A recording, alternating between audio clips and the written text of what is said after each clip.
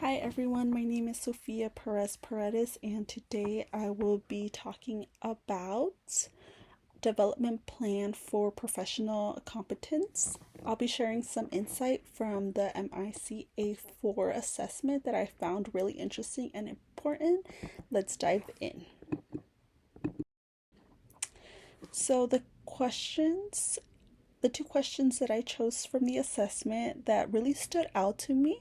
So the first question is about using the terms like crazy or nutty when talking about people with mental illness. I strongly disagree with that. It really bothers me because those words can be super hurtful.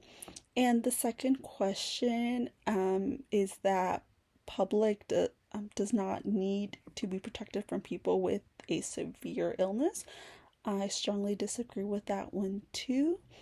And these questions are so important because it challenges stereotypes that can lead to fear and misunderstanding.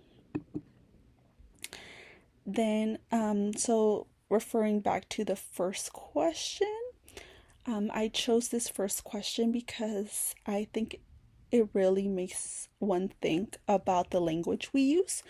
I've noticed that some of my colleagues sometimes use casual or negative terms, which can make people feel like they're struggling, that aren't really being taken seriously.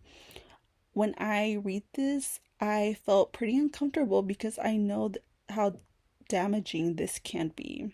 But it also motivates me to want to create a more respectful environment where we can talk about mental health in a compassionate way. And then the area for growth for question one area where I really want to grow is in understanding mental health terminology better. I want to make sure I'm using the language that shows respect and promotes understanding. If I don't work on this, I risk contributing to that stigma surrounding mental health, which can make it harder for people to seek help or feel accepted. Resources for growth area one. I found a great resource to help me with this area of growth. The book is called The Language of Mental Health by Dr. Becker. This book offers insight into how to talk about mental health respectfully and why it matters. I plan to read it over the next month, spending about 30 minutes a day on it.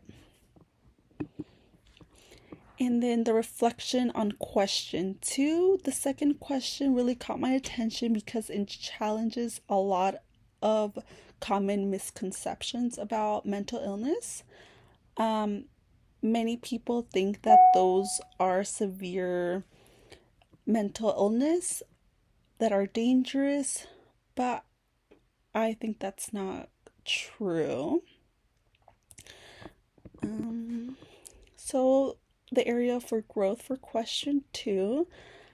For this question, I really want to focus on improving my advocacy skills. I believe it's important to educate others about mental health issues so that we can combat the fear and misunderstanding that often surrounds them.